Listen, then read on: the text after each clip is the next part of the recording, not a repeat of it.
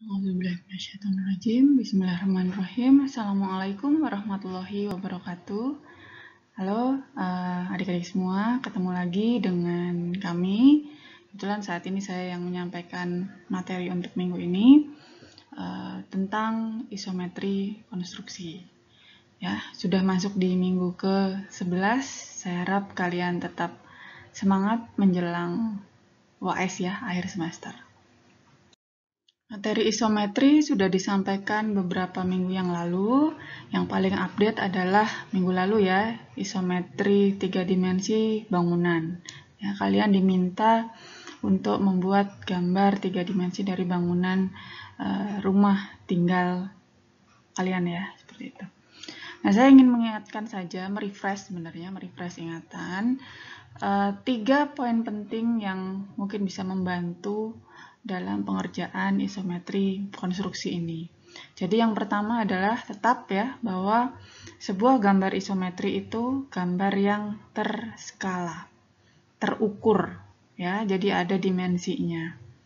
Itu tetap harus diterapkan. Kemudian yang kedua adalah sudut atau angle gambar yang digunakan ya. Tetap dengan ketetapan universal yakni 30 derajat. Kemudian ada isometric grid atau grid isometri. Modulasi lah kata lainnya ya. Jadi kenapa saya menyampaikan hal yang ketiga ini? Itu adalah karena mengerjakan isometri konstruksi ini pasti akan melibatkan banyak garis ya. Sehingga saya menyarankan kalian membuat garis bantu ya, garis-garis bantu menggunakan pensil yang ketebalannya lebih keras ya, pensil H dan yang lebih keras lagi, sehingga menghasilkan garis tipis yang untuk membantu kalian dalam menarik garis ya. Jadi ada yang grid yang kotak-kotak ini, kemudian yang diagonal 30 derajat ini, seperti itu. Ya, insya Allah ini akan membantu.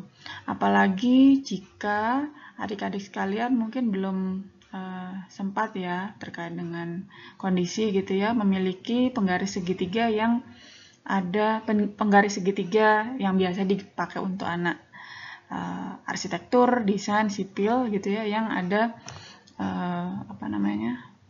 garis-garisnya gitu ya, garis-garis panduannya.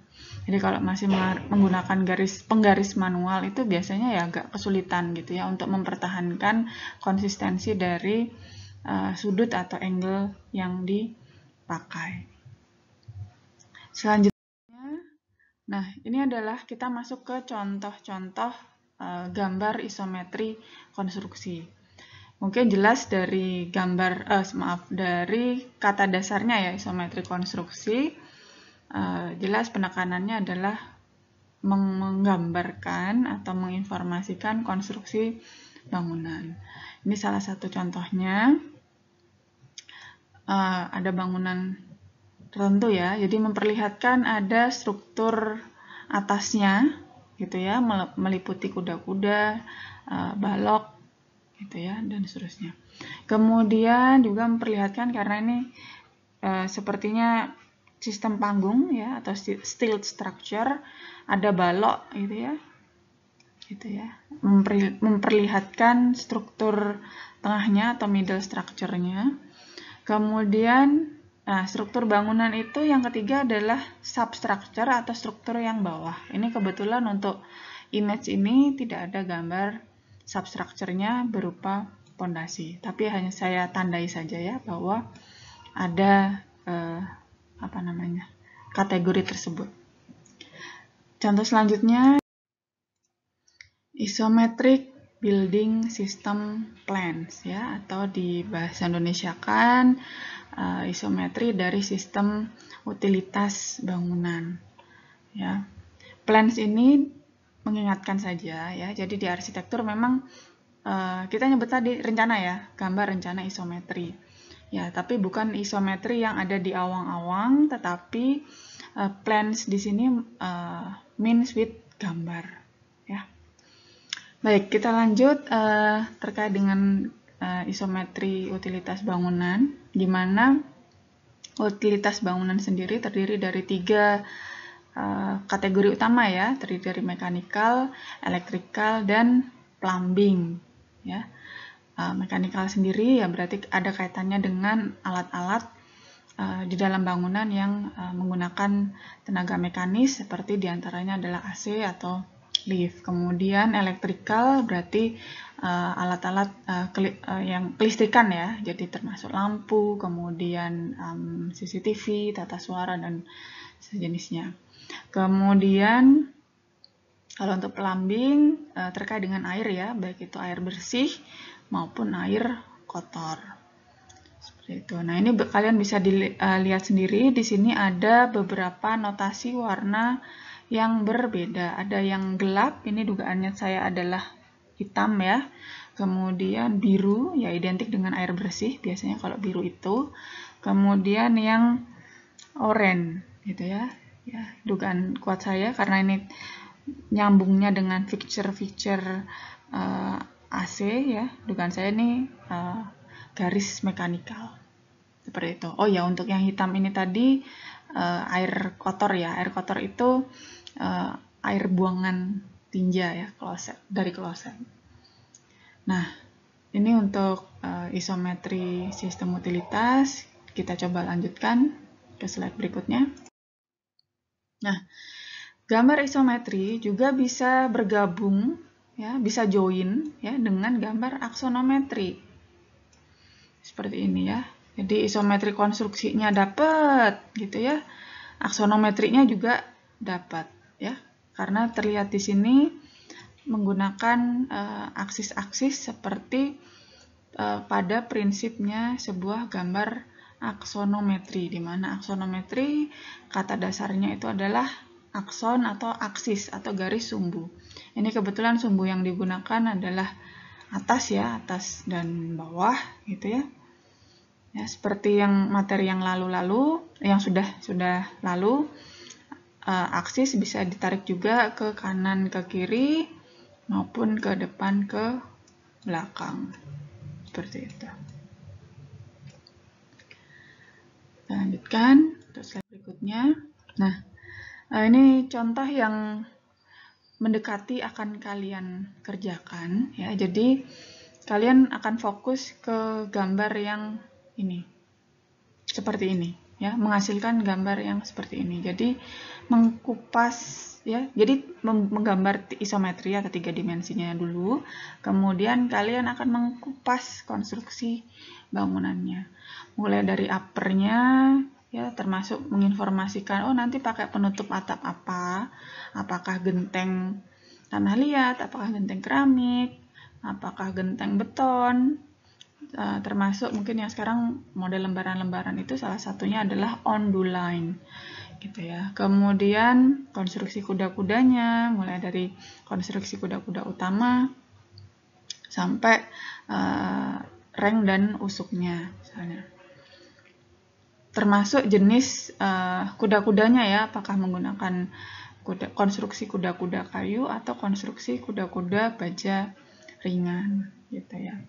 Kemudian nah sekarang ini lagi tren juga ya, karena suhu dunia semakin panas, biasanya di antara atap dan kuda-kuda itu dilapisi oleh pelapis ya, jadi isolator panas ya. Biasanya yang jamak ditemukan di pasaran itu aluminium foil ya, tapi bukan aluminium foil untuk memasak ya, khusus untuk isolasi atau isolator penutup atap atau di atap. Kemudian termasuk plafon ya, ini bisa dilihat sini ada ceiling joist ya, jadi ada plafon ya. Kemudian struktur tengah ya atau middle, ini kaitannya dengan dinding ya di bagian sini. Nah, dinding sendiri itu materialnya bisa macam-macam gitu ya. Apakah juga dari sisi teknis, apakah dia diekspos atau di plester. Nah, di plester sendiri tergantung finishingnya ya. Jadi apakah hanya plester semen saja, apakah sampai halus diaci gitu ya. Itu juga nanti bisa kalian kupas karena ketebalan plester kemudian ketebalan aci itu juga ada walaupun dia hanya sekian mili saja. Kemudian material dinding juga mempengaruhi ya terkait dengan teknis penggambaran. Gitu ya, batu bata ukurannya berbeda dengan batako, termasuk juga berbeda dengan bata ringan seperti itu. Kemudian kolom-kolom bangunan, pintu jendela, hingga kalau bangunannya 2 lantai atau lebih, gitu ya, akan ada informasi terkait dengan pembalokan dan plat lantai. Nah, kebetulan karena objek adik-adik sekalian ini hanya bangunan 1 lantai, ya tidak diperlukan adanya konstruksi balok dan plat lantai. Kemudian yang terakhir adalah substructure, ya, berarti structure yang paling bawah, gitu ya, yang meliputi ya lantainya, kemudian permukaan lantai ya, kemudian sloof, ini ya di bawah biasanya dekat dengan pondasi. Nah, termasuk juga pondasinya. Nah, untuk bangunan kalian karena menggunakan objek studi kasus yang bangunan sederhana, 1 lantai dan kategorinya bangunan kecil ya, biasanya menggunakan pondasi dangkal batu kali.